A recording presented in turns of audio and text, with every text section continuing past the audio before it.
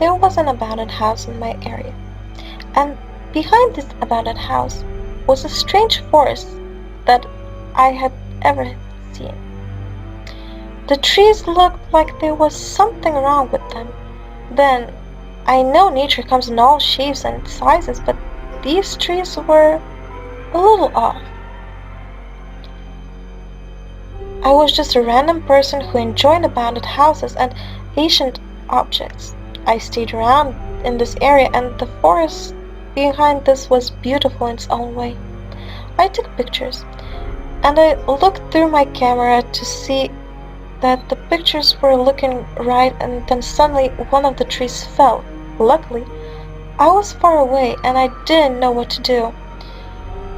Then I heard sounds coming from one of the rooms upstairs in its abandoned house.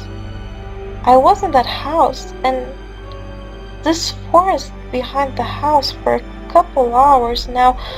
I know no one expects me here, and no one except me was present. I felt a little sensation of fear running down my spine.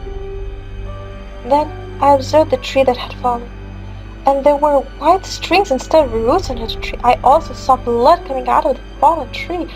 I took a picture, and I went closer to the fallen tree, and the noises within the house were becoming louder now. As I inspected the tree, blood was flowing out of it. I saw human limbs inside of the tree. The tree itself was hollow inside, with human limbs and body parts. Then a man came out of the house and walked straight past me, and the only words he said to me were, "I am the tree surgeon." And I watched him stitch up the organs inside the fallen tree and used new strings to connect the fallen tree to the ground. The tree didn't feel as heavy as its insides were only organs.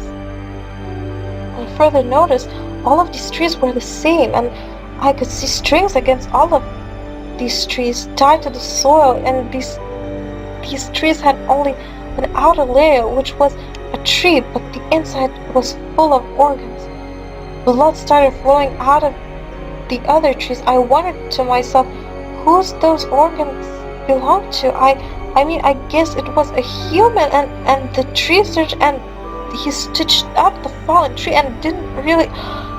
I was watching him. When I went home, I looked at the picture I took of the fallen tree. It was standing now, which was impossible.